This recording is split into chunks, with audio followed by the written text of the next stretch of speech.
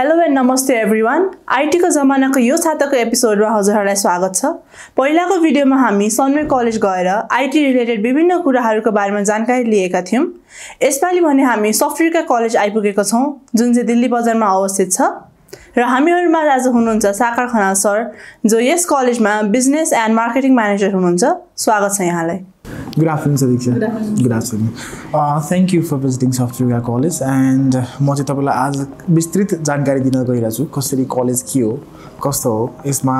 के हुन्छ भनेर चाहिँ। सो एकदमै बेसिक्सबाट सुरु गर्छु म र एज अ स्टुडेन्ट +2 भर्खर फ्रेश पास आउटहरुले चाहिँ के कुरा ध्यानमा राख्नुपर्छ र के कुरा ध्यानमा राख्नु पर्दैन भनेर चाहिँ म भन्छु यो कुरामा है। किनकि ध्यानमा नराख्नु पर्ने कुरा पनि इक्वली छ जसरी जति ध्यानमा राख्नुपर्ने कुरा छ है। सो लेट मी जस्ट म एउटा कलेजको बारेमा यसको अफर गरिरहेको कोर्सको बारेमा र कोर्स पछिको स्कोप के छ त्यसको बारेमा भन्छु है। I will make it short and sweet. So the first thing that you need to understand is that right after +2 कसैले IT पढ्न चाहन्छ भने चाहिँ you don't need a academic background related to IT. In fact software comes on the basic धेरै enrollment biology students र couple of toppersहरू पनि biology student biology field बाट छ। So it's not really about what field are you from, you know, what background did you have in your +2 or high school. It doesn't really matter. So what does matter is how you're going to start your first semester. यहाँ तपाईले आफ्नो first semester चाहिँ कसरी सुरु गर्नुहुन्छ त्यसले matter गर्छ है। सो एकदमै कलेजको बारेमा भन्नुपर्दाखेरि चाहिँ लाइक नेपालमा कुनै पनि college affiliated with TU KU PU भने जस्तै सफ्टवेयरको एफिलिएसन चाहिँ कोभेन्ट्री युनिभर्सिटी भयो है।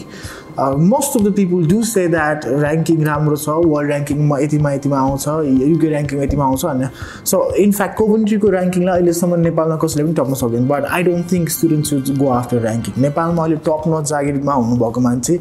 जसले चाहिँ फ्यान्टास्टिक स्यालेरी अर्न गरिराख्नु भएको छ उहाँ कोही पनि I don't think lots of people of them are not from private university rather they are from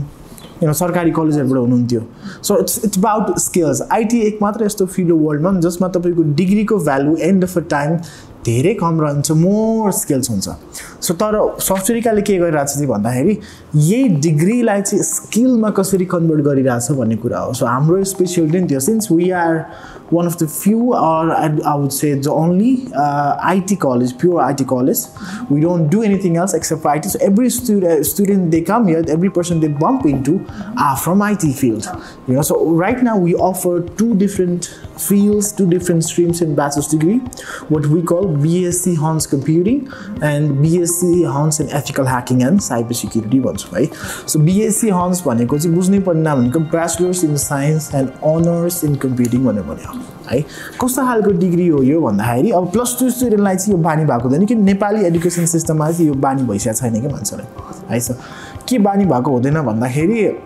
self learning, research र सेल्फ टिचिङ भन्ने यो तीनटा टर्मसँग धेरै फेमिलियर मान्छे हुँदैन के। अल्दो आई हेभ सिन अहिले कपाल अफ ब्याचलर्स पढेर आएको कलेजहरूले चाहिँ सेल्फ लर्निङ कन्सेप्टलाई एकदमै इम्प्रोभाइज गरेर रहेछ।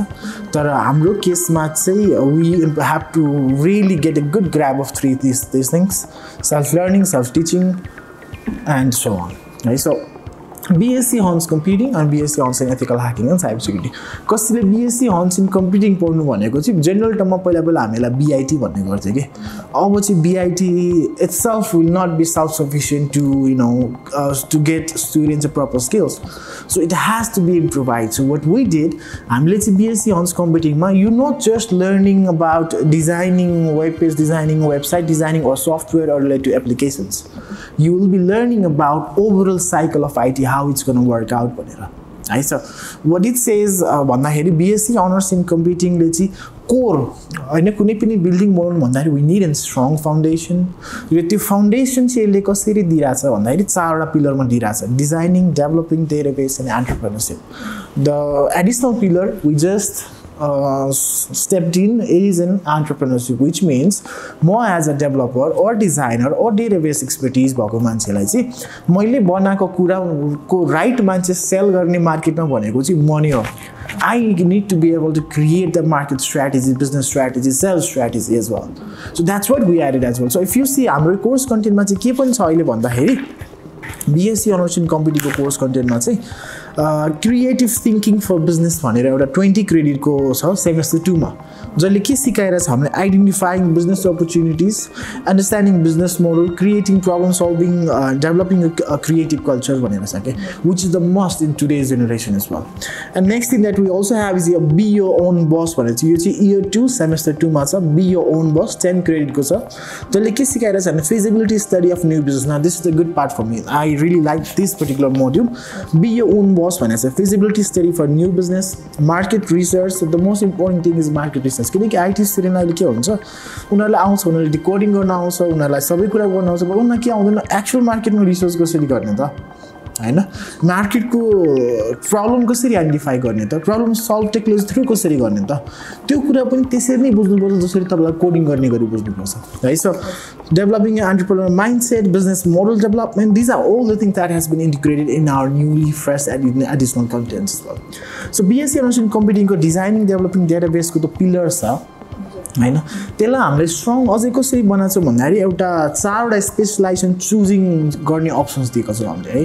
जसमा चाहिँ full stack web development mobile applications development data analytics र एआई भनेको छ so student do has to go through every module despite they are choosing but जुन चुज गर्नुहुन्छ यसमा चाहिँ उहाँहरू they will go on a deep learning है so that's what's about 4 specialisation option भन्दा छ अब हाम्रो कन्सेप्ट के हो भन्दाखेरि यो डिग्री पढिसकेपछि it doesn't matter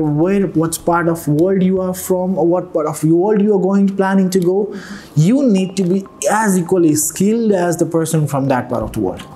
right so you're not learning how to design you're learning how the technology works right यो फोन एउटा टेक्नोलोजी भयो के मैले यो फोन पढ्ने भएन के मैले यसको कोर यो भ्याल्यु कोर बेस र यसको युजेबिलिटी पढ्ने भयो के किनकि 2015 मा यो फोन कस्तो थियो 20 मा कस्तो र 25 मा कस्तो हुन्छ के हैन so that's what I am learning so कम्प्युटिङले सिकाउने पनि त्यो हो है यसले चाहिँ applications web applications mobile applications सबै कुरा सिकाउँछ है मार्केटमा कसरी चाहिँ अगाडि बढ्ने भनेर सिकाउँछ नेपालमा one of the biggest evolution सायद ल्याएको डिजिटलाइज मनी मध्येमा चाहिँ खल्ती सेवा त्यस्तो खालको कन्सेप्टले ल्याएको थियो जसमा चाहिँ उनीहरूले दे स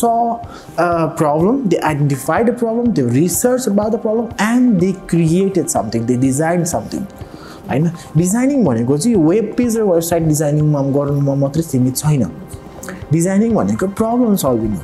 डेभलपिङ भनेको प्रब्लम सल्भिङ हो डेटाबेस भनेको एक तरिकाको प्रब्लम सल्भिङ हो so that's what they need to understand here अनि अब चाहिँ के छ भन्दाखेरि हामीले चाहिँ सकेसम्म स्टुडेन्टलाई as a college software college since हाम्रो प्योर आइटी कलेज हो we have that responsibility in our self where स्टुडेन्ट्सले चाहिँ यहाँ जति सक्दो धेरै एक्सपोजर लिएर जानु पऱ्यो even though the equipments the item has not been important in Nepal yet we are still trying them to get that exposure so that अहिले भोलि गएर युएसमा मास्टर्स गर्न जान्छ भने उनीहरूले त्यहाँ मसिन लर्निङको कुरा गरिरहेछ उनीहरूले त्यहाँ 3D प्रिन्टिङको कुरा गरिरहेछ भने स्टुडेन्टको यहाँको चाहिँ अलमल नपरोस् आइटी त पढेर गयो तर I don't know about this things भने चाहिँ नथाहा हुनु भएन so they are getting that pre exposure here and we are determined to give them piece structure. There's exposure as well. Right? So that's what we're doing. And apart from this,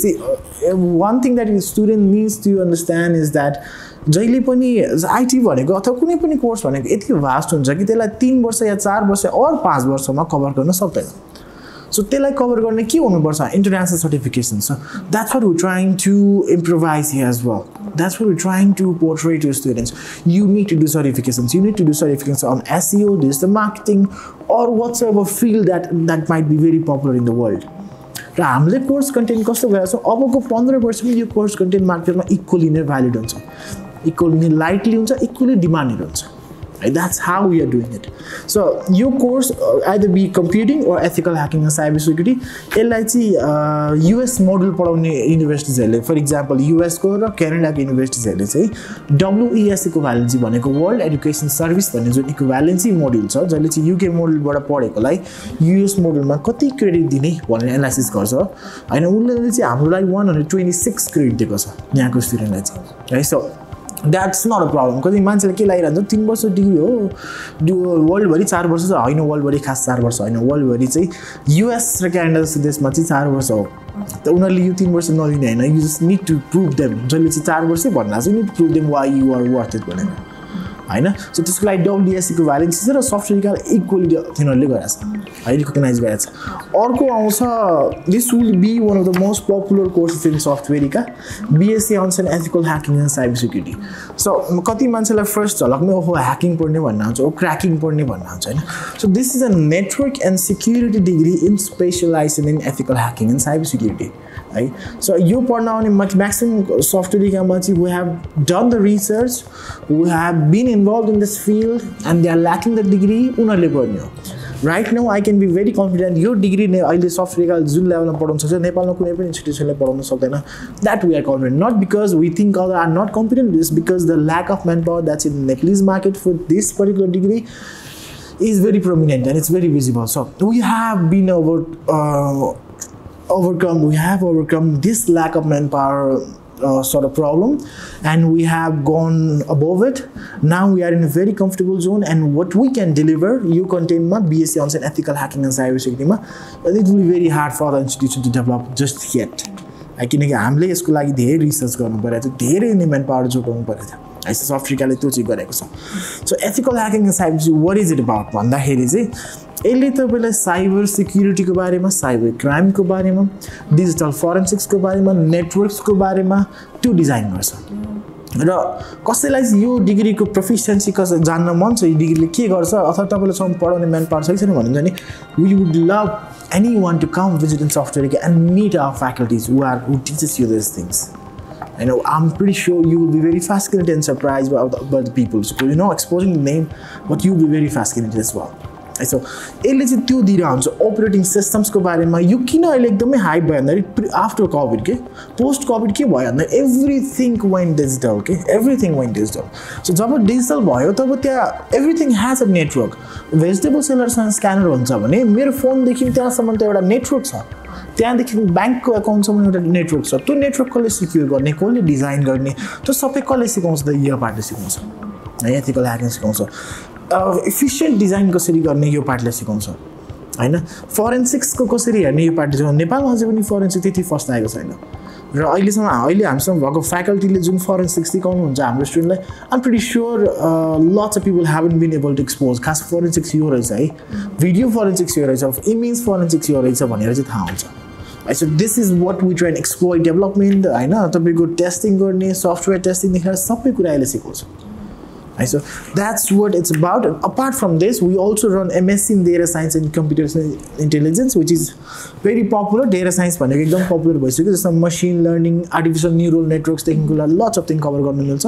Which I think, video, you still need to go through it. You need to be from a IT background in bachelor's degree or physics or maths or stats, it doesn't matter. At least totally non-academic IT, or you need to be having experience if you are from non-academic background. So there are a couple of scholarship policy in software just much scholarship semester 1 basis semester 2 3 and so on. 100%, 50% to 25%. A good number of people will get these scholarships. If I use scholarships or student ambassador scholarships, just like good amount of money decrease. One of the most hyped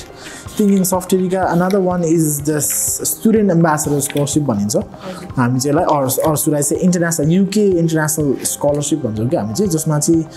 Student at least 10 students will be chosen by Software and will be fully sponsored by Software, and they will get to go UK for 7 to 10 days visits, UK, London and so on in UK. So they will have a certain good exposure to it. Our first group or our second group October, after that we will be doing third group as well.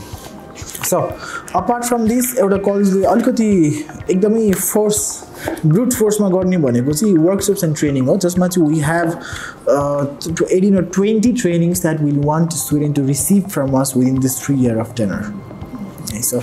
two parts. So I think just let's see there are colleges. I don't think college